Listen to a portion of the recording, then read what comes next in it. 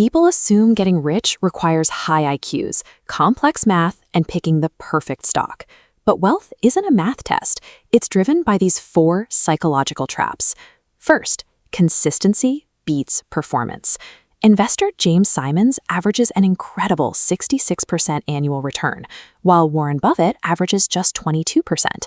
Yet Buffett is vastly wealthier. Why? Because 97% of his wealth came after age 65. The math of compounding time always wins. Next, getting wealthy requires extreme optimism and risk, but staying wealthy requires the exact opposite, paranoia. 40% of successful public companies eventually lose all their value. The risk-taking that built your wealth will destroy it unless you pivot to extreme caution. Trap 3. Looking wealthy prevents you from being wealthy. In 2009, Rihanna nearly went bankrupt. Her advisor pointed out a brutal truth. Spending cash on luxury items leaves you with items, not money. Finally, you don't have to be right often. Market returns are driven by massive statistical outliers. In one major stock index, just 7% of companies drove effectively all the gains. Most investments fail. You just need to survive long enough to catch a few huge winners. Financial success isn't about being the smartest.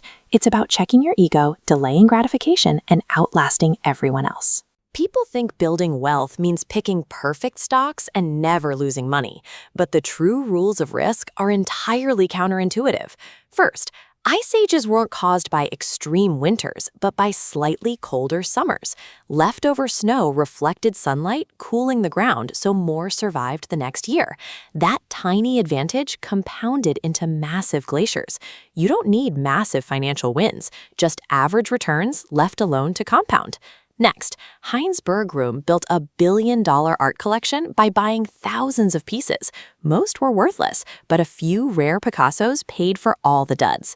In the stock market, just a few rare tail events drive almost all the returns. Third, outside Stalingrad, a reserve of elite German tanks was disabled by field mice eating their wires. Freak events are unpredictable. That's why every strategy requires a massive margin of error, like savings. Finally, Netflix stock grew 35,000%, but traded below its all-time high on 94% of those days. Volatility isn't a penalty, it's the mandatory price of admission for high returns.